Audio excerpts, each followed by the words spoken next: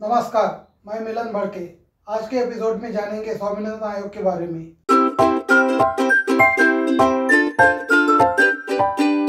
राष्ट्रीय किसान आयोग एनसीएफ, जिसे स्वामीनाथन आयोग से नाम से भी जाना जाता है, इस आयोग का गठन भारत में बढ़ते किसान संकट और आत्महत्याओं को संबोधित करने के लिए 18 नवंबर 2004 में किया गया था। आयोग की अध्यक्षता प्रोफेसर एम.एस. स्वामीनाथन ने की थी। स्वामीनाथन एक प्रसिद्ध कृषक और भारत में हरित क्रांति के जनक थे। आयोग की सिफारिशों में शामिल है कृषि से जुड़े बुनियादी ढांचे में निवेश बढ़ाना, किसान के लिए पानी तक पहुंच में सुधार, किसानों के लिए ग्रामीण ऋण का प्रवाह बढ़ाना, न्यूनतम बिक्री मूल्य एमएसपी को उत्पादन की भारित औसत लागत से कम 50% अधिक बढ़ाना, कृषि को संविधान की समवर्ती सूची में अंतर्गत लाना ताकि केंद्र और राज्य दोनों मिलकर किसानों की मदद के लिए काम कर सके, भूमिहीन परिवारों को गृह उद्योग और पशुपालन के लिए कम से कम 1 एकड़ भूमि का उपलब्ध कराना। आयोग ने 2004 और 2006 के बीच 5 रिपोर्ट प्रस्तुत की। दिसंबर 2004 में, अगस्त 2005 में, दिसंबर 2005 में और अप्रैल 2006 में, और पांचवा तथा अंतिम रिपोर्ट 4 अक्टूबर 2006 को दिया था। अंतिम रिपोर्ट में किसान संकट और आत्महत्याओं के कारणों पर केंद्रित थी और किसानों के लिए एक समग्र राष्ट्रीय नीति की सिफारिश की गई थी। इन रिपोर्ट में अधिक तेज तथा आधुनिक समावेशी विकास की प्राप्ति के लिए उपाय सुझाए गए थे, जो कि 11वीं पंचवार्षिक योजना का एक हिस्सा था।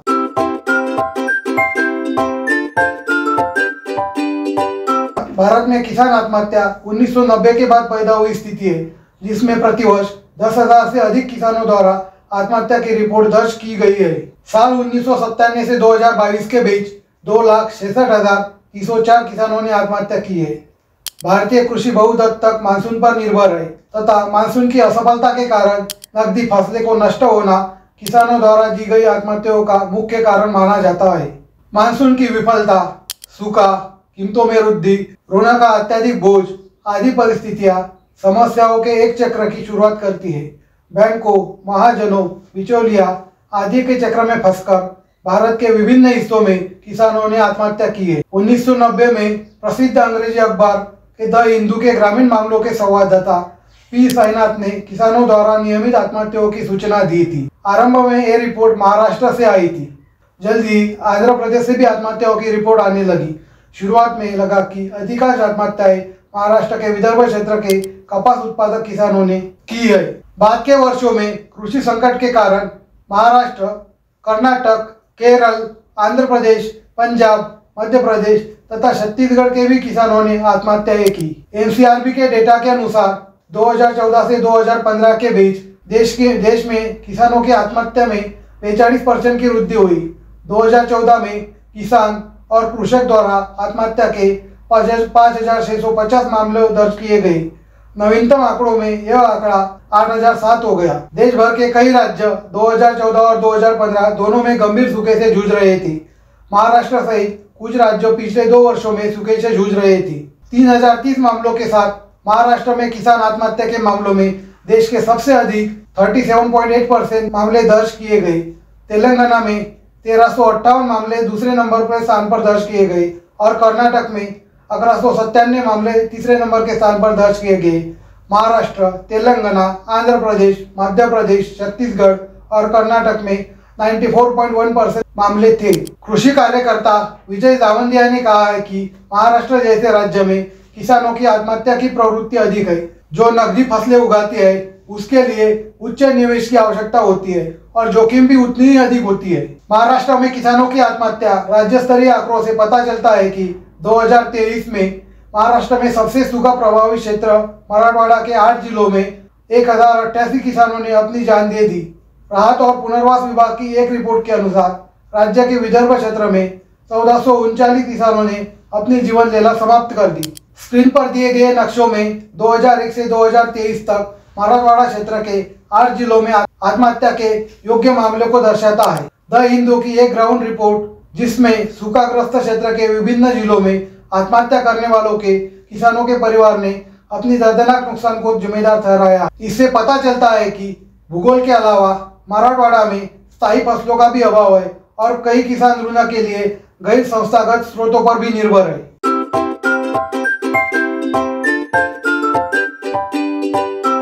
भारत में कृषि योग्य भूमि का 60% हिस्सा सिंचाई के लिए वर्षा जल पर निर्भर है और इस जमीन पर अभी हरित क्रांति ने अपनी धानी चुनर नहीं लहराई है। ये बात ठीक है कि पुराण कथा का दर्जा पा चुकी हरित क्रांति ने देशवासियों में भरोसा जगाया कि पेट भरने के लिए विदेशों की तरह मुंह देखने की जरूरत नहीं है। लेकिन इस पुराण कथा की सफलता की कहानी उन इलाकों में भी लिखी जा चुकी है जहां सिंचाई की सुविधाएं और आकार के हिसाब से देखें तो हरित क्रांति के हिस्से में देश की कुल कृषियों की भूमि का लगभग 1/3 हिस्सा आता है। हरित क्रांति वाले इलाके में भी खेती संकट पांव पसार चुका है क्योंकि खेती में ज्यादा लागत है, भूजल का स्तर नीचे चला गया है, तो जमीन की उर्वरा शक्ति झिझ रही है और खेती और उपज का मोल भी कुछ खास उत्साहित करने वाला नहीं है। सिंचाई के लिए वर्षा जल पर निर्भर रहने वाले किसान का फायदा और भी कम हो गया है। खेती और लागत लगातार बढ़ते जा रही है और इस संकट का सितम की हालत यह है कि ना तो उनके पहुंच में कोई वैज्ञानिक बीज भंडार मौजूद है और ना ही कर्ज लेने के लिए कोई भरोसेमंद संस्था है। साथ में स्वास्थ्य और शिक्षा की बुनियादी सुविधाएं भी उन्हें नहीं मिल रही है। हिंदुस्तानी गाँवों में जाइए तो बहुत संभव है कि जो आदमी आपको सबसे गरीब दिखाई दे वह या तो दलित होगा या फिर आदिवासी होगा, या तो भूमिहीन होगा या तो उसके बाद बहुत नाम मात्रा के लिए थोड़ी जमीन रही होगी। भूखमरी की हालत से बचने के लिए लाखों लोग दूर दराज पलायन करने पर मजबूर हो रहे हैं। शुष्क और कम नमी वाले इलाकों में हालत और भी गंभीर है। ऐसे इलाकों में जब ना तब सूखा पड़ना एक सामान्य सी बात है और ना ही ऐसे इलाकों में खेती से होने वाली वास्तविक आय लगातार कम होती जा रही है। एक तो आमदनी कम, उस पर सितम बढ़ती हुई बेरोजगारी, खस्ताहाल बुनियादी सेवाएं मसलन स्वास्थ्य सुविधा, शिक्षा, पेयजल और साफ सफाई का वर्तमान स्थिति ऐसे में काफी गंभीर होती जा रही है। ग्रामीण इलाकों में लोगों की आमदनी साल दर साल कम होती जा रही है। भारत में खेती आज घाटे का सौदा हो गया है। ग्रामीण इलाके का कोई सीमांत कृषक परिवार खेती में जितने घंटे की मेहनत खपाता है, अगर उन घंटों के हिसाब लगाकर उससे होने वाली आमदनी की तुलना करे तो आसार इस फैसले पर पहुंचने को मजबूर हो जाती है कि परिवार को एक लिहाज से न्यूनतम मजदूरी भी हासिल नहीं हो पा रही है। जिन किसानों के पास 2 हेक्टेयर से कम जमीन है वे अपने परिवार की बुनियादी जरूरतों को भी पूरी नहीं कर पा रहे हैं। भारत में कृषिगत शोध का नेटवर्क दुनिया के सर्वाधिक विस्तारित नेटवर्क में से एक है, लेकिन भारत में शोध और विकास पर जीडीपी का 0.30% ही खर्च होता है, जबकि विकसित देशों में अपनी जीडीपी का 1 से 4% शोध और विकास कार्य के लिए खर्च करते हैं। आत्महत्या करने वाले किसानों में ज्यादातर नकदी फसल की खेती करने वाले थे। मिसाल के लिए कपास फ्रॉम महाराष्ट्र, सूरजमुखी, मूंगफली और गन्ना खासकर कर्नाटक में।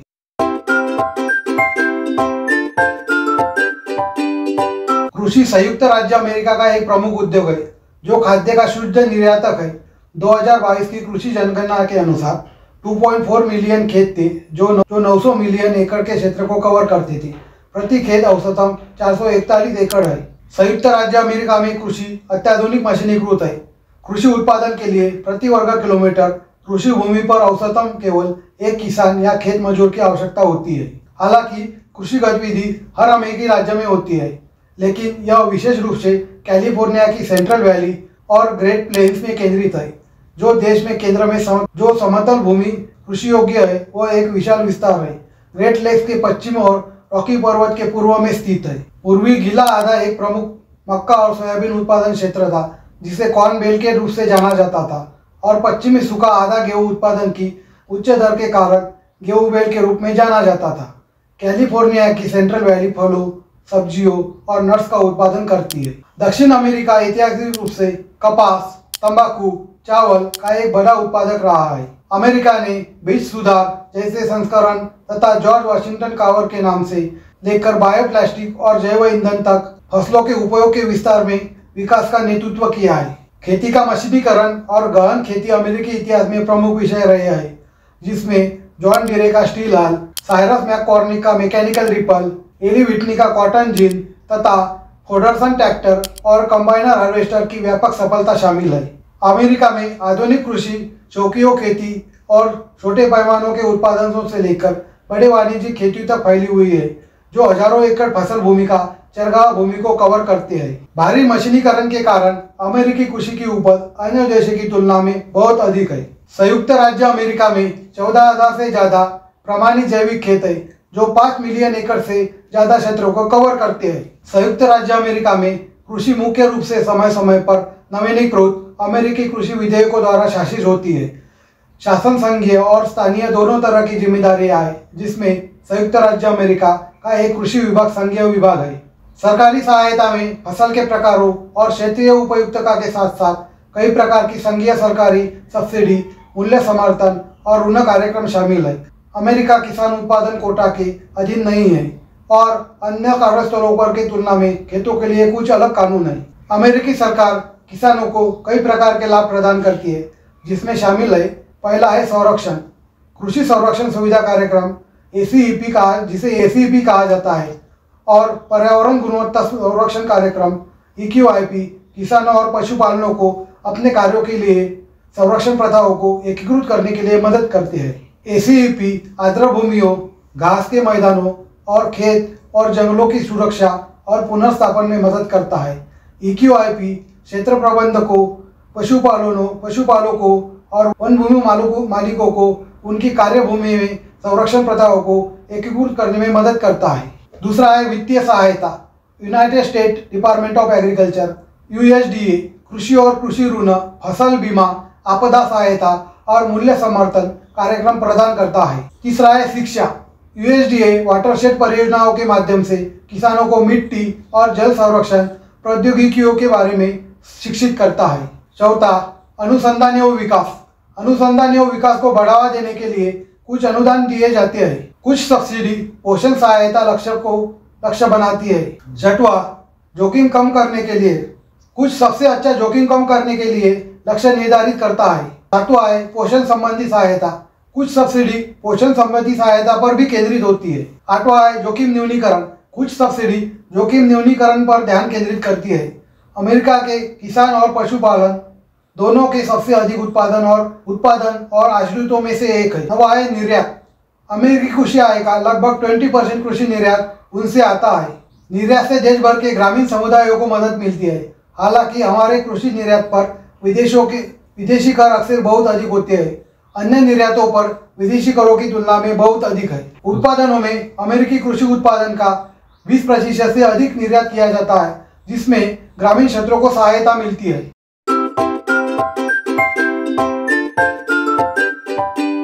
मुख्य निष्कर्ष और सिफारिशें। पहला है भूमि बंटवारा। आयोग का पहला महत्वपूर्ण बिंदु यही था। जमीन बंटवारे को लेकर इसमें चिंता जताई गई थी। इसमें कहा गया था कि 1991-92 में 50% ग्रामीण लोगों के पास देश की सिर्फ 3% जमीन थी, जबकि कुछ लोगों के पास ज़्यादा जमीन थी। ऐसे में इसकी सही व्यवस्था की जरूरत बताई गई थी। दूसरा है भूमि सुधार। बेकार पड़ी और अतिरिक्त जमीनों को सीलिंग और बंटवारे की सिफारिश की गई थी। इसके साथ ही खेतिहर जमीनों को गैर कृषि इस्तेमाल पर चिंता जताई गई थी। जंगलों और आदिवासियों को लेकर भी विशेष नियम बनाने की बात कही गई थी। साथ ही राष्ट्रीय भूमि उपयोग सलाह सेवा प्रदान की बात की गई थी। इसका काम परिस्थिति, मौसम और बाजार को देखना होता था। तीसरा है सिंचाई सुधार। सिंचाई व्यवस्था को लेकर भी आयोग ने चिंता जताई थी। साथ ही सलाह दी थी कि सिंचाई का पानी उपलब्धता सभी के पास होनी चाहिए। ऐसे में इसके साथ ही पानी की सप्लाई और वर्षा जल के संचय पर भी जोर दिया गया था। पानी के स्तर को सुधारने पर जोर देने के साथ ही कुआं शोध कार्यक्रम अभियान शुरू कर दिया गया था। चौथा है उत्पादन सुधार। आयोग का कहना था कि कृषि में सुधार के लिए एक समग्र प्रयत्न की जरूरत है। इसमें लोगों की भूमिका को बढ़ावा देना होगा। साथ ही इसके साथ कृषि के जुड़े हुए कामों को भी जन सहभागिता मीन्स पब्लिक इन्वेस्टमेंट की जरूरत होगी, चाहे वह सिंचाई हो, जल निकासी हो, भूमि सुधार हो, जल संरक्षण हो या फिर सड़कों और कनेक्टिविटी को बढ़ाने के साथ शोध के कामों को किया गया था, शोध से जुड़ा हुआ काम हो। पांचवा है ऋण और बीमा। इसमें कहा गया था कि ऋण प्रणाली की सेवा सभी तक पहुंचनी चाहिए। फसल बीमा की ब्याज दर 4% होनी चाहिए। कर्ज वसूली पर रोक लगाई जाए। साथ ही कृषि जोखिम फंड भी बनाने की बात आयोग ने की थी।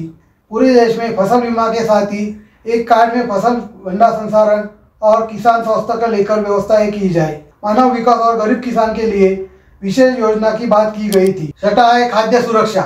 आयोग ने समान जन वितरण योजना की सिफारिश की थी। साथ ही पंचायत की मदद से पोषण योजना को अंतिम व्यक्ति तक पहुंचने की बात की थी। साथ ही स्वयं सहायक समूह बनाकर कम्युनिटी खाद्य एवं जल बैंक को बनाने की बात की गई थी। खाद्य सुरक्षा अधिनियम के साथ ही गरीब किसानों की मदद को लेकर अन्य परियोजनाओं के बारे में आयोग ने विस्तार से लिखा था। सातवां था किसान आत्महत्याओं को रोकना। किसानों की बढ़ती आत्महत्याओं को लेकर आयोग ने चिंता जताई थी।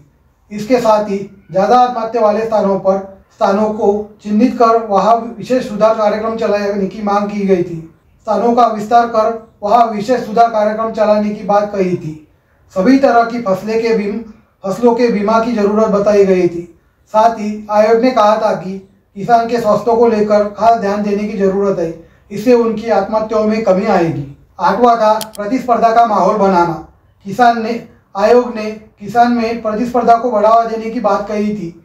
इसके साथ ही अलग अलग फसलों को लेकर उनकी गुणवत्ता और उनकी विशेष नीति बनाने को कहा था। न्यूनतम समर्थन मूल्यों को बढ़ावा देने की बात की गई थी। नौवां था रोजगार सुधार। खेती से जुड़े रोजगारों को बढ़ावा देने के लिए बात की गई थी। आयोग ने कहा था कि सन 1961 में कृषि से जुड़े रोजगार में 75% लोग थे। 1999 से 2000 में काफ़ी कम हो गए थे। उसकी प्रतिशत 59.9% ही दर्ज किया गया था। इसके साथ ही किसानों के लिए नेट टेक होम इनकम को भी तय करने की बात हो गई थी।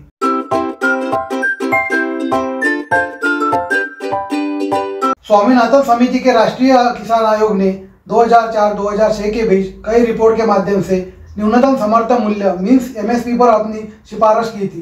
कांग्रेस के नेतृत्व वाली यूपीए सरकार ने प्रति उत्पादकता का हवाला देते हुए सिफारिश को स्वीकार नहीं किया था। MCF ने सिफारिश की थी कि MSP उत्पादन की भारित औसत लागत कम से कम 50% होनी चाहिए। C2+50% फार्मूला के रूप में भी जाना जाता है, जिसमें किसानों को 50% रिटर्न देने के लिए पूंजी की इनपुट लागत और भूमि पर किराया शामिल होता है।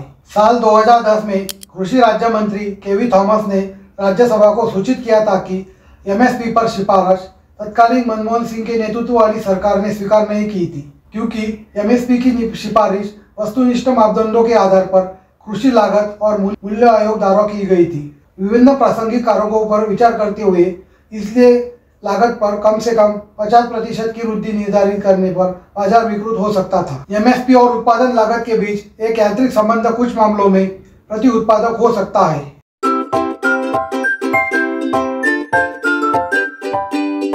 भारतीय किसान आंदोलन 2020-2021 पंजाब, हरियाणा, उत्तर प्रदेश, राजस्थान, छत्तीसगढ़ और करीब पूरे देश के किसानों का मुख्य रूप से 2020 में भारतीय संसद द्वारा पारित 3 कृषि अधिनियमों के विरुद्ध चल रहा विरोध था। किसान यूनियनों द्वारा इन अधिनियमों को कृषक विरोधी रूप में वर्णित किया गया था, जबकि विपक्षी राजनेताओं का आरोप था कि यह किसानों को कारपोरेट के राम पर छोड़ देगा।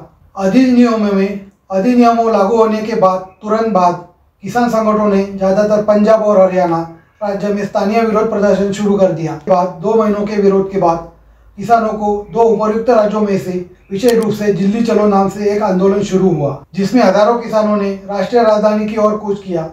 किसानों को दिल्ली में प्रवेश से रोकने के लिए पुलिस ने वाटर कैनन और आंसू गैस का इस्तेमाल भी किया। किसान यूनियन का मानना था कि कानून किसानों के लिए अधिसूचित कृषि उपभोक्ता बाजार समिति मीन्स APMC मंडियों के बाहर कृषि उत्पादों को बिक्री और विपणन को खोलेंगे। इसके अलावा कानून अंतर्राज्य व्यापार की अनुमति देंगे और कृषि उत्पादों को स्वेच्छा इलेक्ट्रॉनिक व्यापार को प्रोत्साहित करेंगे।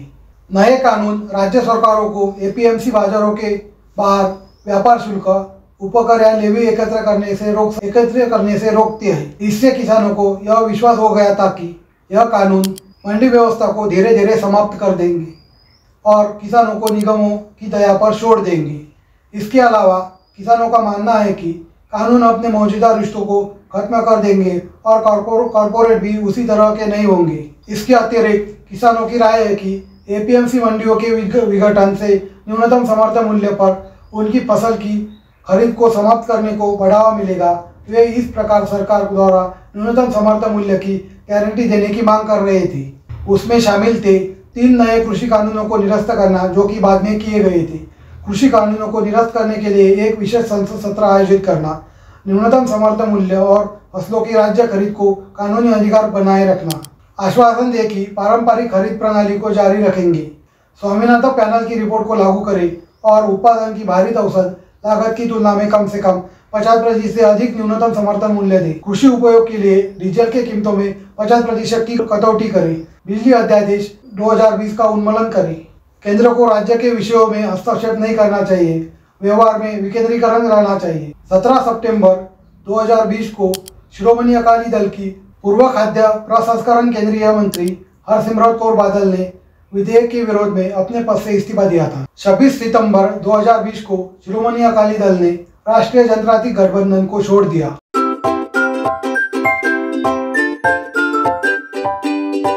2017 में केंद्र सरकार ने मॉडल खेती कृत्यों को जारी किया।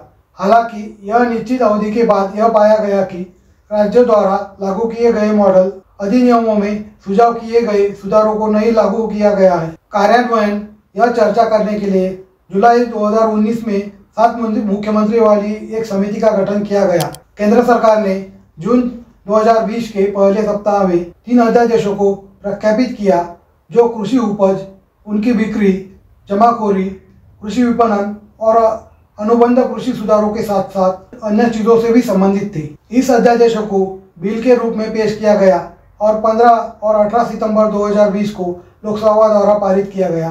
बाद में 20 सितंबर को राज्यसभा ने भी 22 सितंबर तक 3 विधेयकों को पारित कर दिया। भारत के राष्ट्रपति ने 28 सितंबर को विधेयकों पर हस्ताक्षर करके अपनी सहमति दे दी। इस प्रकार उन्हें कानून के रूप में परिवर्तित कर दिया गया। ये 3 कानून इस प्रकार थे। पहला था किसानों का उत्पादन, व्यापार और वाणिज्य अधिनियम। चुनिंदा क्षेत्रों से उत्पादन, संग्रह और एकत्रीकरण ने किसी भी स्थान पर किसानों के व्यापार क्षेत्रों का दायरा बहुत बढ़ाता है। अनुसूचित किसानों, इलेक्ट्रॉनिक ट्रेडिंग और ई कॉमर्स की अनुमति देता है।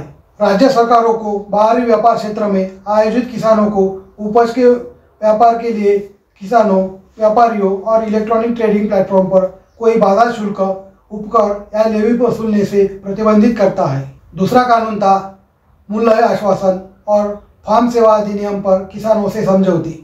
किसी भी किसान के उत्पादन या पालन से पहले एक किसान और एक खरीदार के बीच एक समझौते के माध्यम से अनुबंध कृषि के लिए एक रूपरेखा तैयार करता है।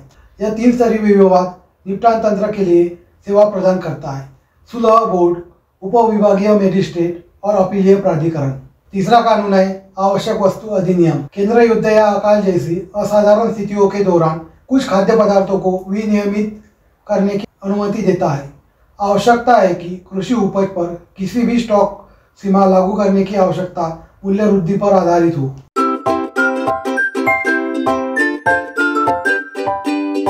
प्रधानमंत्री नरेंद्र मोदी ने 19 नवंबर 2021 को घोषणा की कि केंद्र 3 विवादास्पद कृषि कानूनों को निरस्त करेगा। कानूनों को वापस लेने की कार्रवाई इस महीने के शुरू होने वाले संसद सत्र के दौरान शुरू होगी। केंद्र उन तीनों विवादास्पद कानून को निरस्त करेगा जो पिछले साल सितंबर में संसद में पारित किए गए थे। पीएम नरेंद्र मोदी ने माफी मांगी और कहा कि केंद्र सरकार कृषि कानूनों पर किसानों को एक वर्गों को समझाने में विफल रही है। उन्होंने कहा कि इस महीने के संसद सत्र के दौरान 3 विवादास्पद कानून को निरस्त कर दिया जाएगा। पीएम मोदी ने किसानों को अपने परिवारों के पास घर लौटने और नए सिरे से शुरू करने का आग्रह भी किया। संसद ने सितंबर 2020 में तीनों कृषि कानूनों को पारित किया।